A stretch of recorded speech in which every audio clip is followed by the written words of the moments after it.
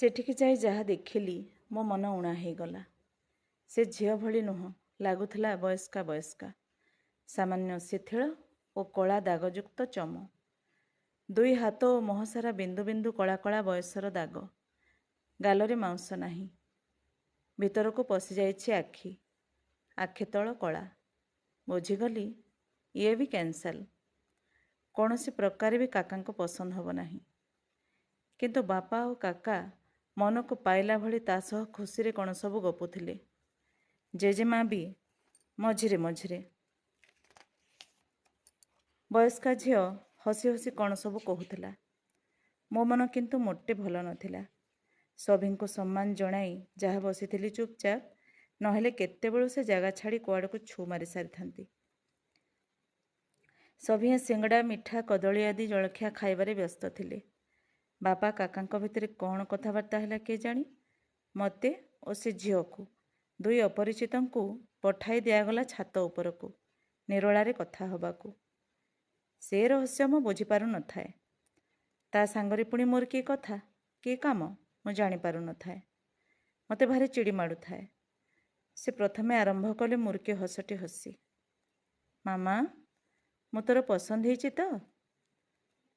ମାମା? ଓଃ, କେମିତି ଗୋଟେ ଆପଣା ଆପଣା ବାସ୍ନା ଆସିଲା।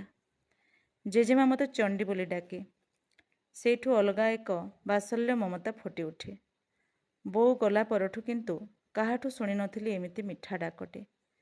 ହେଲେ ତାଙ୍କ ଚେହେରାକୁ ଦେଖି ଅନାଗ୍ରହ ଭାବ ନେଇ ଉତ୍ତର ଦେଲି, ମୋର ପସନ୍ଦ ନାପସନ୍ଦରେ କ'ଣ ଅଛି, କାକା ପସନ୍ଦ କଲେ ହେଲା।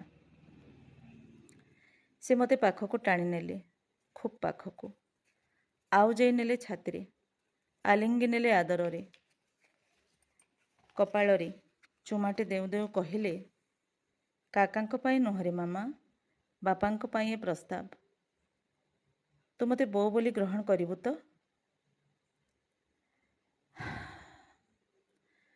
ପୃଥିବୀ ଘୂରିବା ବନ୍ଦ ହେଇଗଲା ଯେମିତି। ନିଶ୍ୱାସ ଅଟକିଗଲା କ୍ଷଣିକ ପାଇଁ। ମୋ ଦୃଷ୍ଟି ଲମ୍ବିଗଲା ଦୂର ଦିଗ୍ବଳୟ ଆଡ଼କୁ। ସେଠି ମୋତେ ଦିଶିଗଲା ବାପାଙ୍କ ଅସହାୟ ବିକଳ ମୁହଁ। ସେ ମୁହଁରେ ଲାଖିଥିବା ଶୂନ୍ୟ ନିଃସଙ୍ଗପଣ। ବାପା, କାକା, ଜେଜେମା ତଳେ, ସେ ଅପରିଚିତାଙ୍କ ସହ ମୋ ଛାତ ଉପରେ। ପରୋକ୍ଷରେ ସେମାନେ ସଭିଏଁ ମୋର ରାଜିନାମାର ସ୍ୱାକ୍ଷରକୁ ହିଁ ଅପେକ୍ଷା କରିଥିଲେ ବୋଧହୁଏ। ମୋ ପାଟିର ପଦେ ହଁରେ ଶେଷ ଦୃଶ୍ୟକୁ ସମାପ୍ତି ଘୋଷଣା କରିବେ ବୋଲି ଏ ଭେଟ କରେଇଥିଲେ ହୁଏତ। ଇଏ ପୁଣି କୋଉ ଖୁସିରେ? ଏକଥା ବାପାଙ୍କୁ ପଚାରିବାକୁ ଆଉ ସାହସ ହେଲା ନାହିଁ। ଉତ୍ତର ବି ମୋ ଭିତରୁ ହିଁ ସ୍ୱତଃ ପ୍ରତିଧ୍ୱନିତ ହେଉଥିଲା। ସେତକ ବୁଝିବାର ବୟସ ମୋର ହେଇ ସାରିଥିଲା। ମନେ ମନେ ସ୍ୱଗତୋକ୍ତି କଲି, ହଁ ବାପା, ଇଏ ବି ଆଉ ଏକ ପ୍ରକାର ବିଧି। ଗତାନୁଗତିକ ଧାରାରୁ ଟିକିଏ ଓହରି ଯାଇ ଜୀବନକୁ ଜୀଇଁବାର ଗୋଟିଏ ଆବଶ୍ୟକ ବାହାନା। କ୍ଷଣିକ ପାଇଁ ଅନୁଭବ ହେଲା ଯେମିତି ସେହି ସବୁ ଯନ୍ତ୍ରଣାସିକ୍ତ ଅଭାବ ବୋଧକୁ ଧୋଇ ଦେଇ ଯାଉଥିଲା ସେ ଅପରିଚିତାଙ୍କ ମମତାବଳା ମାମା ଡାକଟି। ଏକ ନିର୍ମଳ ଆବେଗରେ କୁଣ୍ଢେଇ ଧରିଲି ତାଙ୍କୁ। ତାଙ୍କ ଛାତିରୁ ମାଆପଣର ଉଷ୍ମତାକୁ ଟାଣୁ ଟାଣୁ ମୋ ପାଟିରୁ ସ୍ୱତଃ ବାହାରି ପଡ଼ିଲା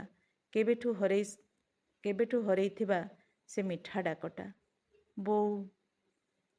ଏଥର ପାଟି ନୁହଁ, ଦୁଇ ଯୋଡ଼ା ସ୍ନେହ ସଜଳ ଆଖି କଥା କହିବା ଆରମ୍ଭ କରିଦେଇଥିଲେ।